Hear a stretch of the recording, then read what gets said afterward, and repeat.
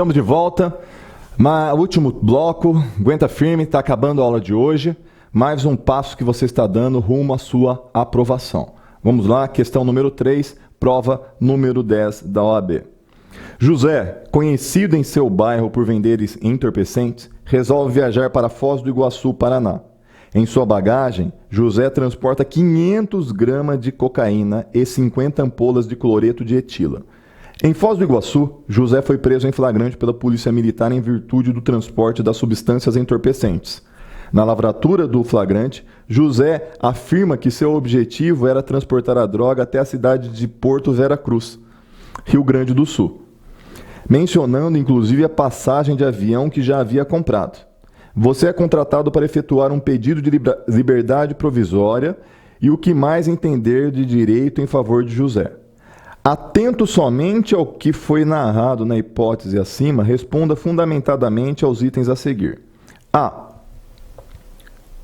O órgão competente para julgamento é a Justiça Estadual ou a Justiça Federal? Justifique. Volta aqui para mim.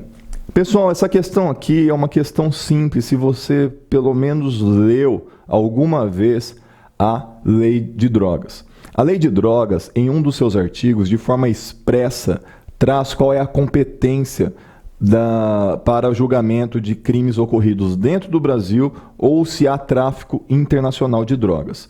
Se o crime ocorre dentro do território nacional, mesmo havendo transporte de um estado para o outro, um estado do norte para um estado do sul, mesmo assim a competência sempre será estadual. Se houver transnacionalidade, aí sim haverá competência da Justiça Federal. Isso aí está no artigo 70 da Lei 11.343 de 2006, que é o estatuto, a lei relacionada ao combate ao tráfico de drogas. Então, se você conhece essa lei, se você estiver lendo, na hora que você estiver respondendo a questão na prova da OAB, você vai ler essa lei e você vai tropeçar nela, nesse artigo, e você vai conseguir responder essa questão. Agora, estou falando do artigo 70. A lei ela é extensa. Então é interessante que você saiba, que você conheça pelo menos essa questão da competência da Justiça Federal, da Justiça Estadual. Esse artigo 70 dessa lei é um artigo de cunho processual penal. Você sabendo disso, você resolve a questão com bastante facilidade. Vamos lá, uma possível resposta a essa indagação. O órgão competente é a Justiça Estadual, uma vez que, apesar de se situarem em estados diferentes, ou seja, Paraná e Rio Grande do Sul, ambas as cidades mencionadas ficam no Brasil. Assim, não havendo qualquer menção em transporte para outro país, a competência da Justiça Estadual nos termos do artigo 70 da Lei 11.343 de 2006, que prescreve que o processo e o julgamento dos crimes previsto nos artigos 33 a 37 desta lei, se caracterizado ilícito transnacional, são da competência da Justiça Federal. Não há nenhuma notícia, nenhuma informação de transnacionalidade, não há que se falar em competência da Justiça Federal, competência então, portanto, é da Justiça Estadual. Volta a tela. B. Se José objetivasse apenas traficar drogas em Foz do Iguaçu, o órgão competente seria o mesmo do respondido no item A? Justifique. Volta aqui para mim. Aqui, pessoal, o examinador, ele pretendeu confundir você quando você leu as duas afirmações, as duas questões, as duas indagações. Porém, depois que você respondeu a primeira, a segunda ela se torna óbvia. Se a competência é da Justiça Estadual, quando o tráfico ocorre entre cidades que ficam em estados diferentes, a competência continua sendo estadual quando ocorre o crime em um único estado. Perfeito? Então vejam lá a possível resposta.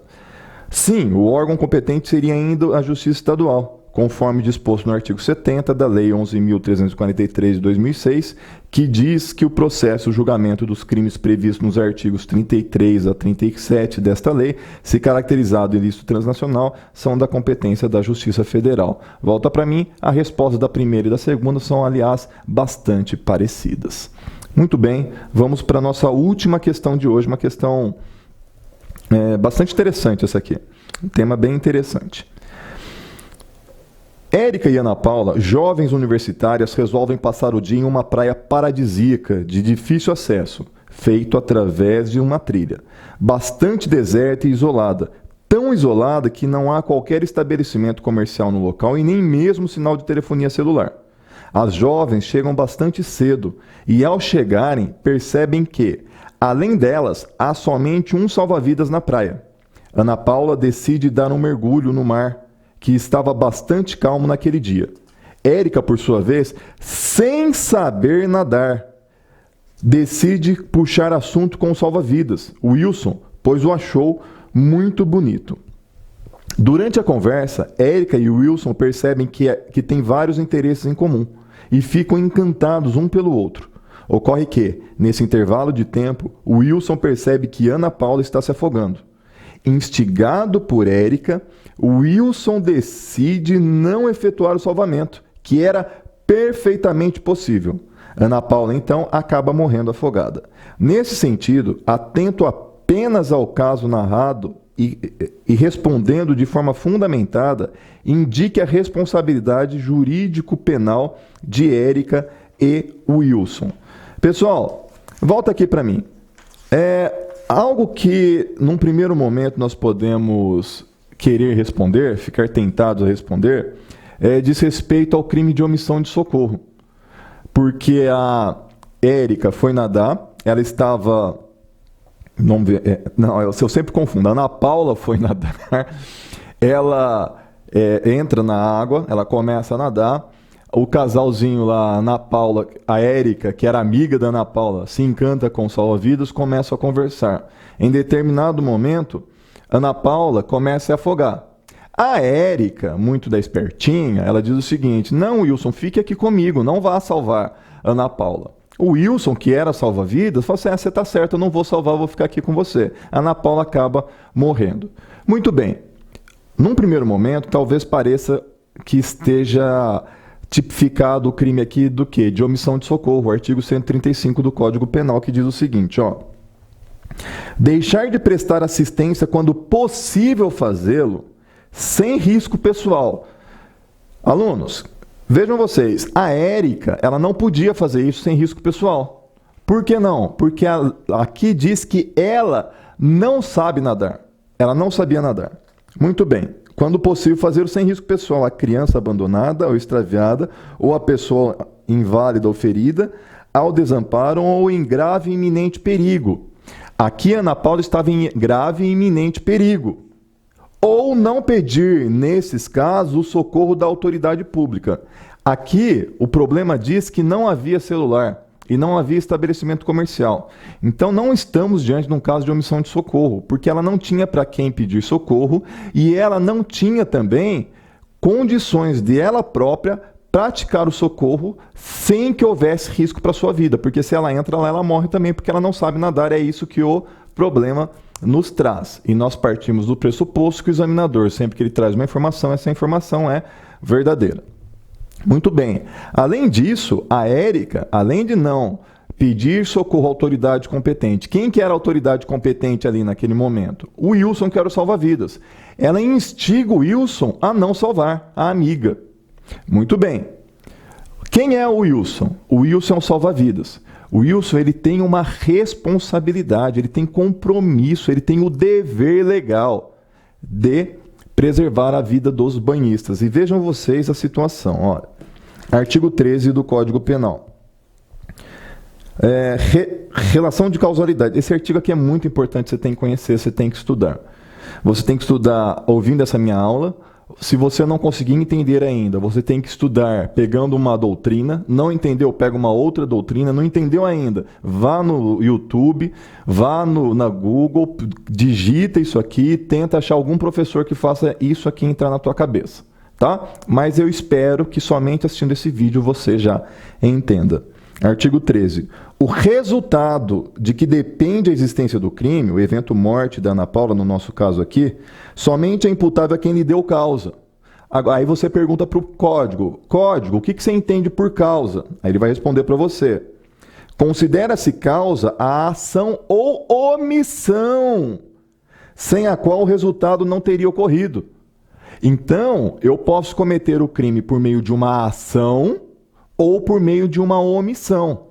Eu pratico um crime e respondo pelo resultado se eu agir, ou eu respondo pelo resultado muitas vezes se eu me omitir. Muito bem. Vamos para o parágrafo 2º. A omissão é penalmente relevante quando o omitente devia e podia agir para evitar o resultado. Quem é que pode agir para evitar o resultado? Olha lá. O dever de agir incumbe a quem? A. Tenha por lei obrigação de cuidado, proteção ou vigilância. B. De outra forma assumiu a responsabilidade de impedir o resultado. C. Com seu comportamento anterior criou o risco da ocorrência do resultado. Muito bem, o salva-vidas aqui. Ele vai se encaixar ou no A ou no B. Ou por lei, se ele for um funcionário público, ou B, ou de outra forma, assumiu a responsabilidade de impedir o resultado. Se ele for um contratado de forma privada, então houve um contrato. De outra forma, ele assumiu a responsabilidade de impedir o resultado. Enfim, o salva-vidas, ele tem o dever de impedir o resultado. E quando ele não impede o resultado, ele está se omitindo. A omissão dele é penalmente relevante. O que quer dizer? Quer dizer que ele responde pelo resultado. Gente, olha o que está acontecendo aqui. Ele jogou a Ana Paula na água para a Ana Paula morrer? Não. Ele que foi lá e afogou a Ana Paula? Não.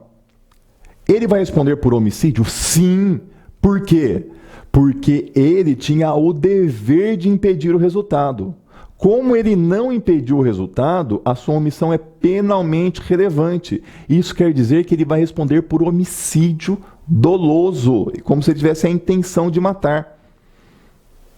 E a Érica vai responder pelo quê? Bom, a Érica ela não vai responder por omissão de socorro, porque ela não podia salvar.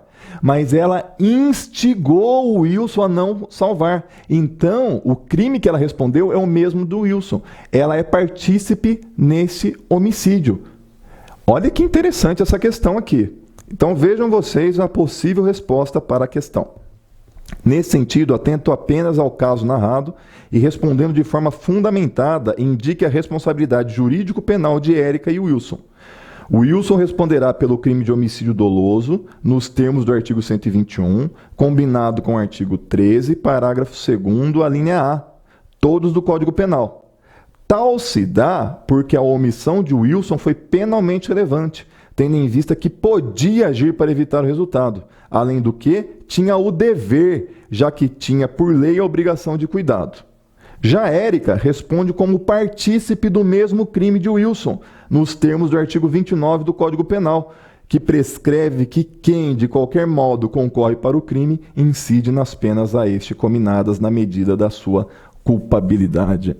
Pessoal, espero que você tenha aprendido. Nós vimos muitos institutos. Quer ver? Eu vou citar os institutos que nós vimos hoje: concurso de agentes, favorecimento real, desistência voluntária, arrependimento eficaz, crime impossível, teoria geral das provas, pronúncia, impronúncia, absolvição sumária no júri, recurso em sentido estrito, princípio do juiz natural, duplo grau de jurisdição, livramento condicional, acidente na execução, concurso formal, resultado diverso do pretendido, competência em matéria de drogas, questão do garantidor e homicídio comissivo por omissão. Pessoal, muita coisa que nós vimos nessa aula. Eu tenho certeza que isso aí está entrando na tua cabeça. Isso aí vai fazer com que você tenha sucesso no seu objetivo, na sua empreitada.